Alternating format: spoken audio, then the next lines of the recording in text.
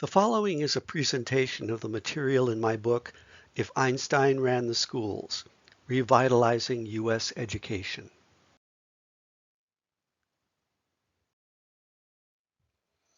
Our nation's schools are in crisis. The statistics are sobering. 1 in 10 preschoolers has had suicidal thoughts. Doctors are increasingly seeing children in early elementary school suffering from migraine headaches and ulcers, and many physicians see a clear connection to school performance pressure. A third of our adolescents report feeling depressed or overwhelmed because of stress. And their single biggest source of stress is school, according to the American Psychological Association. And even highly achieving teens are starting to refer to themselves as robo-students, students who are set on autopilot, going through the motions, getting high grades and test scores, but not actually learning or retaining the classroom material. How did we get to this point in educating our youth? I believe we can trace it back at least 3.5 decades to 1983, when our then U.S. Secretary of Education, Terrell Bell, released a report entitled A Nation at Risk, where he accused American schools of being eroded by a, quote, rising tide of mediocrity, end quote. This report helped to stimulate a powerful campaign to reform our nation's schools. Over the next 3 decades, politicians, CEOs of large corporations, and state and federal bureaucrats pushed hard for education reforms by organizing educational summits, passing laws, developing uniform academic standards, and overseeing the standardized testing program that would ascertain whether or not our nation was achieving its goals. Yet despite these efforts, the academic achievement of American youngsters remains far below that of many industrialized nations around the world. Instead, we've managed to create unmanageable stress for our children and adolescents by emphasizing academics and testing at the expense of the arts, physical education, social studies, and other programs more conducive to students' optimal mental and emotional health. Rather than pressuring students with more rigorous standards, tests, and programs, I believe that we need a radically different approach to education reform. Rather than trusting our children's educational future to politicians, corporation executives, and educational bureaucrats, I believe we should turn to our culture's most innovative and renowned thinkers. And no one has been more innovative and renowned than Albert Einstein.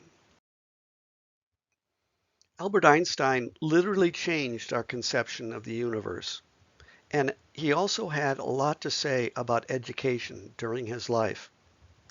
Here are 12 interventions that I believe Einstein would endorse were he to be asked to reform U.S. schools. Integrate the imagination into school lessons. If Einstein ran today's schools, he most likely would give the imagination a prominent place in classroom instruction. Einstein said, quote, "The imagination is everything," end quote. His own imagination was central to the formulation of his special and general theories of relativity. But classroom lessons seldom ask students to visualize what they are learning. In fact, I believe the imagination is the most underutilized resource in education, and it doesn't even cost a cent.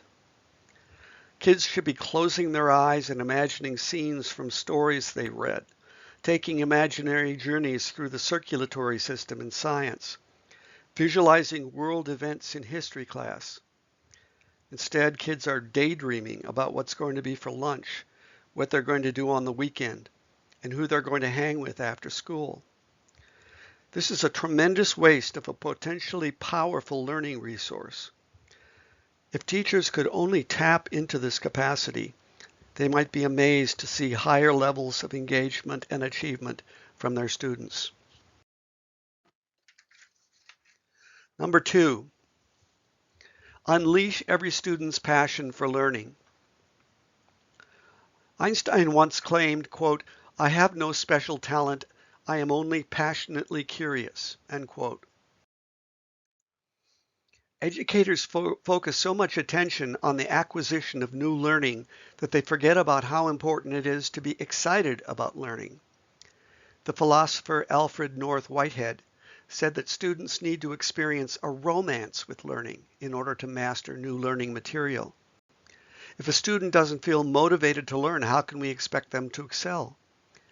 Educators first need to awaken their own passion for learning, and then let their own enthusiasm trigger their students' philomathy, which is Greek for love of learning.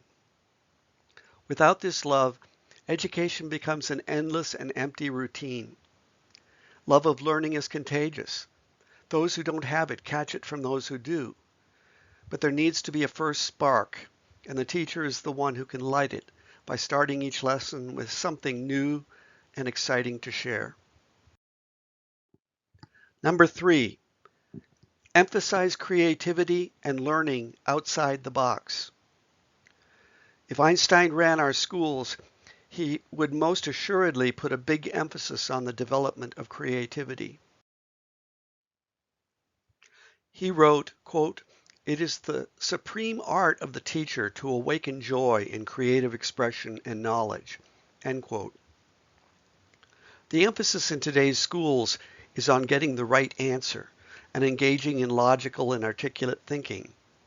But the history of innovation in culture is replete with individuals like Thomas Edison and the geneticist Barbara McClintock, who didn't follow the correct procedures, but instead followed their own intuitions and confronted many obstacles before they finally succeeded. We need to have the same kind of approach in education, where students are encouraged to solve problems and fashion products creatively, even if they don't fit in with the accepted standards. After all, mistakes are wonderful opportunities to learn, and wrong answers often reveal a world of possibilities. Every child is born creative, but they all too often have their creativity knocked out of them as they grow up. Schools should be places where that creative impulse is given the highest priority, and where students' fabulous and idiosyncratic ideas are welcomed and considered to be a central part of the curriculum. Number 4, restore play to our nation's preschools and kindergartens. Einstein once declared, quote, "The desire to arrive finally at logically connected concepts is the emotional basis of a vague play with basic ideas. This combinatory or associative play seems to be the essential feature in productive life." Einstein himself was quite playful in his life. In an Einstein-inspired classroom, play would be the central feature. Child-initiated free play may be the most important activity in all of civilization. This is because it represents the arena wherein new ideas are tested, are literally played around with, and are given new forms. Unfortunately, our schools have cut radically back on opportunities for kids to play. Preschools and kindergartens are now teaching formal lessons in reading and math, where before the kids had time for finger painting, dress up, and puppet play. Recess in elementary schools has been cut back to make more time for academic learning. But play promotes the development of the prefrontal cortex of the brain, which is central to executive functions such as reflective thinking, planning, and goal setting. We need to put play back into the curriculum at the lower levels of schooling and incorporate it also into middle school and high school, using such techniques as role-playing, the expressive arts, and game-based learning. Number 5, feed students curiosity. Einstein said, "The important thing is not to stop questioning. Curiosity has its own reasons for existence. One cannot help but be in awe when he contemplates the mystery of eternity, of life, of the marvelous structure of reality. It is enough if one merely tries to comprehend a little of this mystery each day.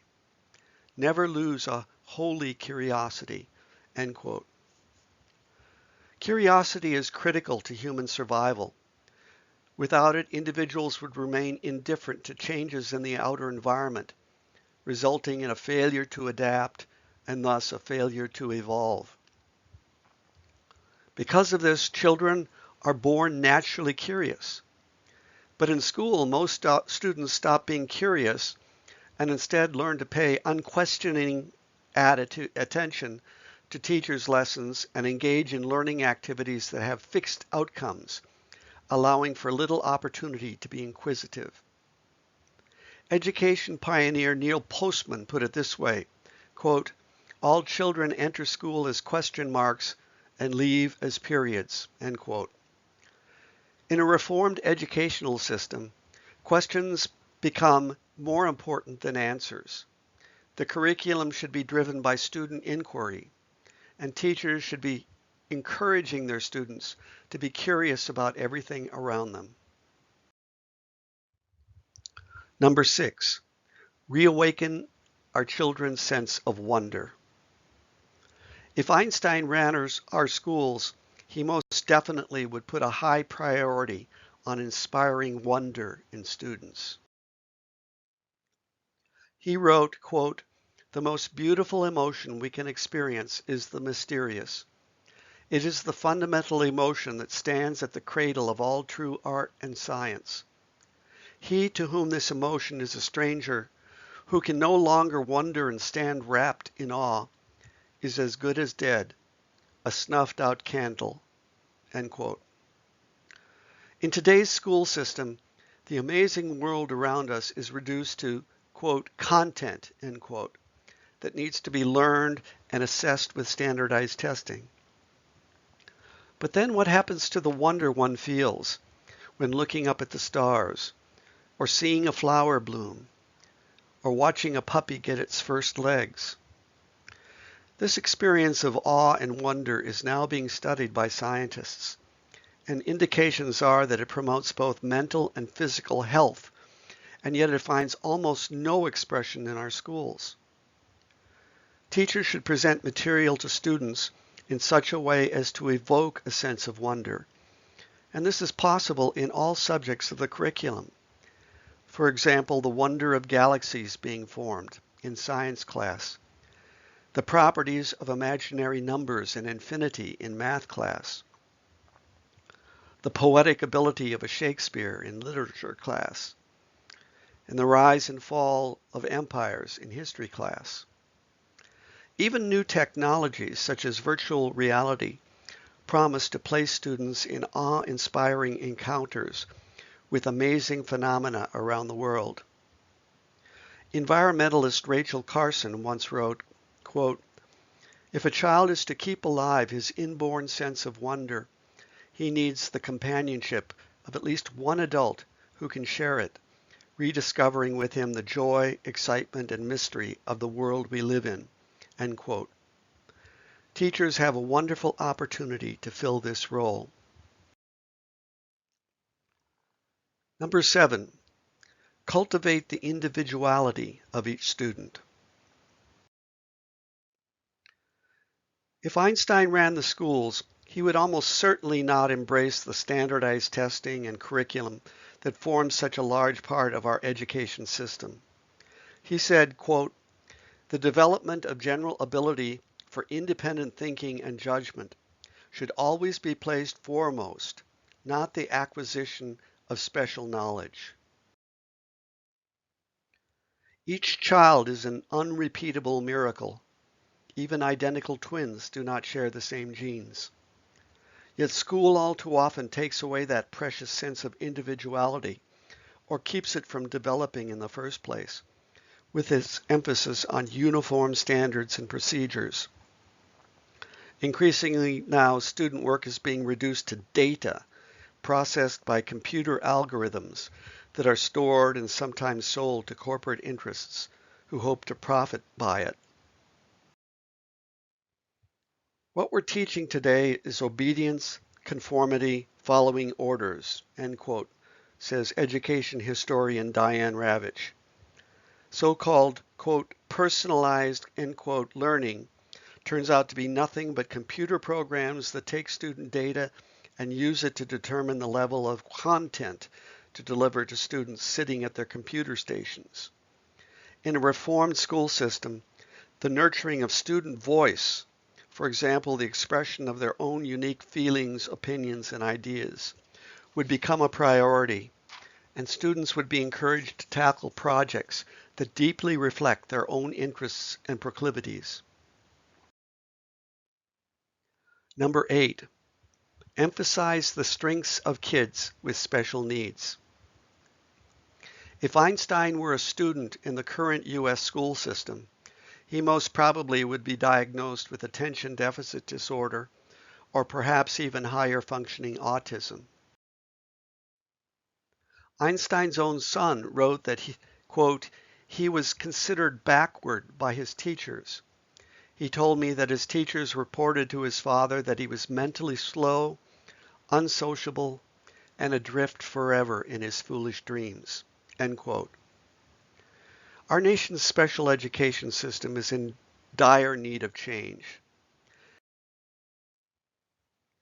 Based upon a century's experience with children previously identified as, quote, morons, feeble-minded, and or brain-injured, special education, despite its best efforts, still seems to be mired in a mindset based upon deficit, dysfunction, and disability. Recent research, however, reveals that kids with learning differences such as dyslexia, ADHD, autism, and intellectual disabilities often have specific gifts and abilities that have been neglected by educators. The future of special education should be based upon a diversity paradigm rather than one founded on disability. We don't say that a calla lily has petal deficit disorder, but we accept its uniqueness as a flower. Specialists should become experts in the use of assessments to discover students' strengths, talents, and abilities, and employ that information to help maximize students' assets and minimize their challenges. Number 9, encourage children to feel compassion for themselves and others. In his life, Albert Einstein was a humanitarian and an advocate for peace. He wrote, quote, our task must be to free ourselves from our prison by widening our circle of compassion, to embrace all humanity and the whole of nature in its beauty. End quote. With our current emphasis in the schools on academic achievement, too often the education of the mind takes precedence over the education of the heart. The result is that students end up feeling overly critical toward themselves and or deeply judgmental toward their classmates. Bullying, for example, represents a significant problem in today's schools. His Holiness the 14th Dalai Lama has counseled, quote, in addition to basic education, we need to encourage warm-heartedness, concern for others, and compassion, end quote. We need to keep in mind that the most important function of schooling is not to get good grades or pass tests, but to prepare students for life and to get along with each other. By creating programs that encourage kindness, volunteerism, service learning, and compassion, we'll be helping to ensure that our children and teens develop into caring and committed citizens in adulthood. Number 10, cultivate in students a reverence for all living things. If Einstein ran our schools, he would most assuredly give great importance to the cultivation of a love of nature. He wrote, quote, in every true searcher of nature there is a kind of religious reverence, end quote. Our greatest challenge for the remainder of the 21st century is to care for our planet and ameliorate the negative impact of climate change. While schools currently provide a certain degree of information about nature in science class, much more is needed to prepare our students for this global challenge. We essentially need to totally reorganize our education system so that it reflects a genuinely green attitude toward living. Students should have frequent learning opportunities out in nature. They should be involved in projects that serve to protect the environment around them. They should learn to care for and understand the needs of animals and other living things. Ultimately, our schools must commit themselves to the development of individuals who are true stewards of the planet, so that Mother Earth has a chance of surviving and even thriving in the years and centuries to come. Number 11, guide our kids in becoming more tolerant of those different from themselves. Einstein said, quote, "Laws alone cannot secure freedom of expression. In order that every man present his views without penalty, there must be spirit of tolerance in the entire population." End quote. While it's often said that prejudice is learned and not inborn, it may be closer to the mark to say that we come into life primed for bias, but that culture has a major role in whether that bias solidifies into intolerance or is transformed instead into a more accepting attitude toward others who are perceived as different. Unfortunately, our schools are increasingly becoming places where hate graffiti, racial and ethnic bias, and other acts of discrimination are becoming more common against people with respect to race, ethnic group, gender identification, sexual orientation, and other differences.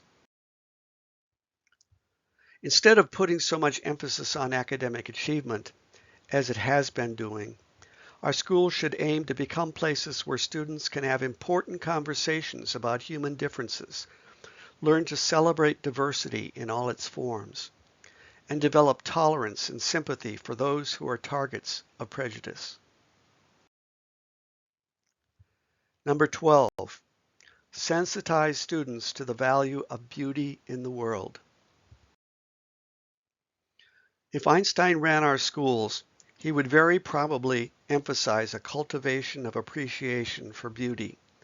He wrote, quote, "To sense that behind anything that can be experienced, there is something that our minds cannot grasp, whose beauty and sublimity reaches us only indirectly.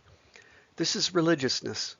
In this sense, and in this sense only, I am a devoutly religious man." End quote.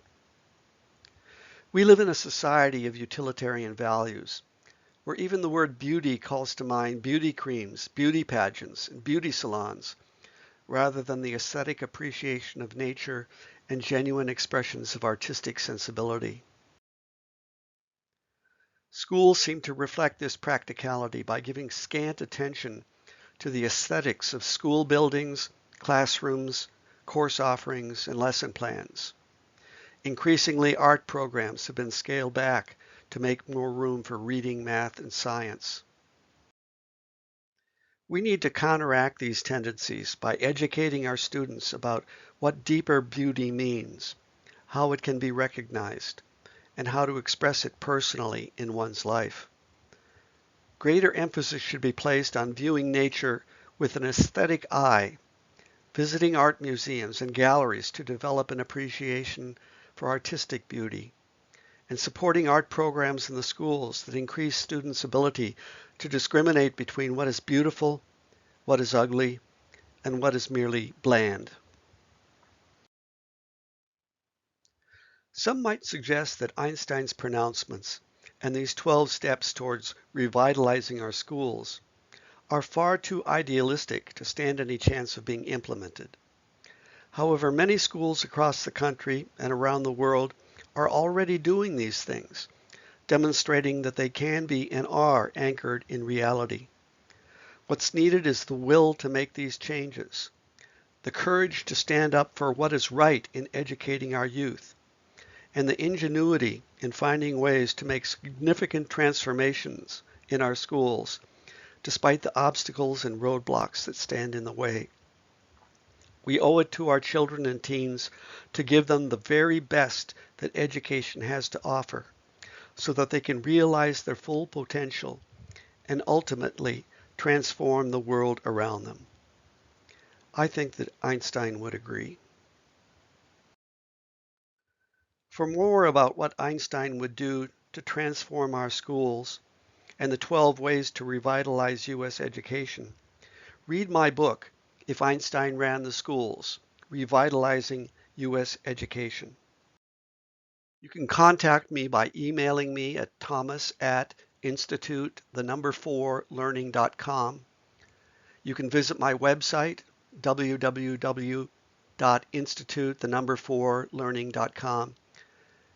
And you can follow me on Twitter by visiting me at @drdr_Armstrong. Thanks so much for listening and watching, and may you have a pleasant day or evening wherever you are.